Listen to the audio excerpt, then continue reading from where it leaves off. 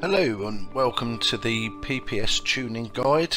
This is the first part of 4, and this one I'm going to be showing you how to reduce understeer, and I'm going to be selecting the Toyota Avensis because this is a pretty good example of how to reduce understeer. The second part I shall be showing you how to reduce oversteer.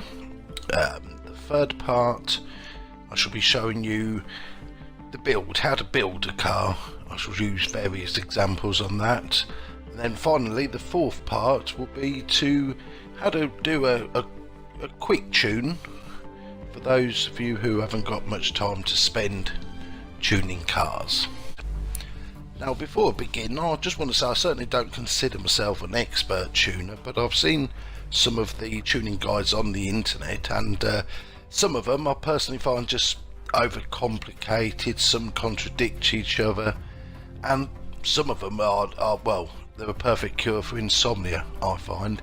Now you know, some of my tunes, for example in this Avensis, has got number 1, number 2 around Catalonia National. I'll just show you here, you'll see PPS Billy So, and I think PPS U-Type Git has got second place on Catalonia National, which really, you know, shouldn't really have the top times on a track like that. It should be the Volvo for that division that dominates the leaderboard. So it just goes to show it's yeah, it's not a bad tune.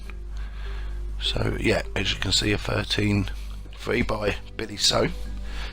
So anyway, let's get started.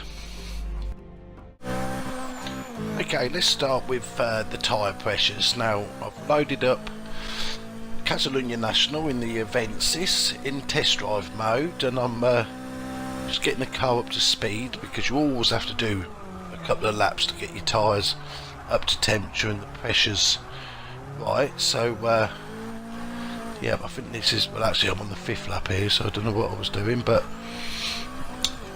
right, as you can see at the moment, you always want your temperatures, your pressures, anything between 32 and 34. I've got them 33.5 front and back at the moment. If I go to tune and increase it, you'll see what happens in a minute.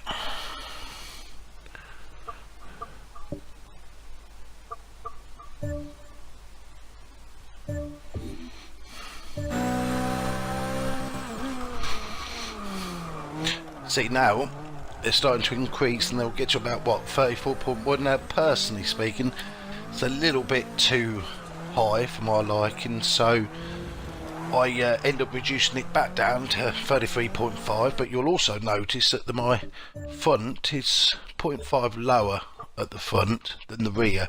I do this again because I'm trying to tune out the understeer, and when we load back up, you'll notice that the tyre temperatures are warmer on the front than the rear, which again is what you want. You want to be in a range between, temperature wise, I think it's about 180 to 210. I think I'll go a bit over that at the moment, but yeah, that's the general temperature range. So they're the key things to remember. Tyre pressures 32 to 34 psi, and because it's front wheel drive, I personally prefer 0.5 off on the front compared to the rear. Okay, moving on to the camber, toe and caster. You know, a lot depends on the car, the class, the track. So rather than telling you the settings you should have, I think it would be better if I just tell you the settings that you shouldn't have. So let's start with camber.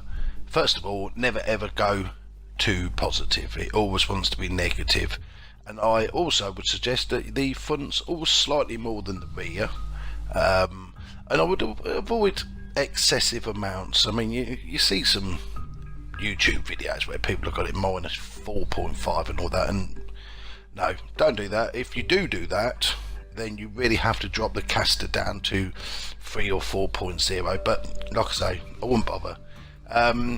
Moving on to the toe. Now again, the front is always towards out. That is something I always do, and the rear is always pointing inwards. Now again, you know, this just depends on the what track and car, etc. But here's the thing you shouldn't ever do: never go above plus 0.3 on the front and minus 0.3 on the rear, because if you do, you'll lose straight line speed and stability. So that's a few do's and don'ts. The caster, you know, I would probably increase the caster to 6 if I was doing lower class cars, or E, D class, but generally speaking I'll just keep it at 5.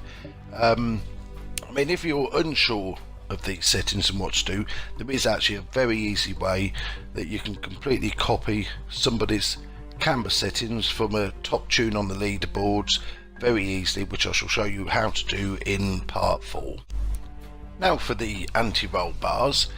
As this is a front wheel drive car and I'm trying to reduce the understeer, you will see that I've got the front softer than the rear, but if you notice, there's not a massive difference between the front and the rear though, because you want to try and avoid having too big a gap between the front and rear, because you just lose stability around the corners.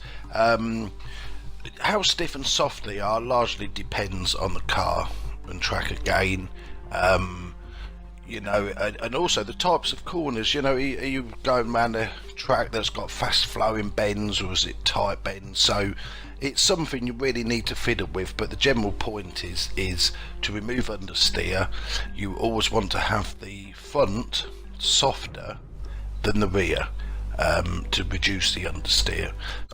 The suspension settings, you will notice that again, like the anti-roll bars, I've got the front softer than the rear. I'll try to keep them fairly close together, but a lot depends on the track, because if I completely reduce the front compared to the rear, that would be very good for tracks which is tight and twisty tracks. That would help reduce the understeer even more. But if you're going to go round to tracks, I don't know, like Alps Club for example, fast flowing bends, I'd actually find the car to be a bit loose and I'd be losing grip, so I would bring it back closer together towards the rear. But the point is it's always softer than the front. How soft and stiff they are again depends on the track and how the car reacts to the curbs. Ride height, always keep it at minimum. A lot of the time you can actually get away with it being completely minimum, but you know, if you are finding your car bottoming out, just do small increments of increasing it, but remembering always try to keep it as low as possible. So just to reiterate, front suspension is softer than the rear to reduce the understeer. Okay, the rebound and bump settings. Some people struggle with this, but I always find this a relatively simple process. Always have these, it doesn't matter what car class, I always have these on the stiff side in the range between 9 and 10 on the rebound. So again, because I'm trying to reduce understeer, I've got the front just slightly softer than the rear, nothing too extreme. The bump stiffness, again, I've got the front quite a bit softer than the rear. Now there's an important thing to remember with the bump though.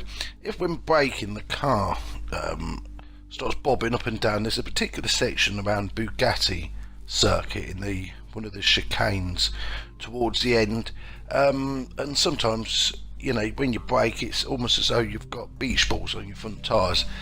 That's where you've got your bump stiffness at the front too soft. So to always correct that, I would stiffen that.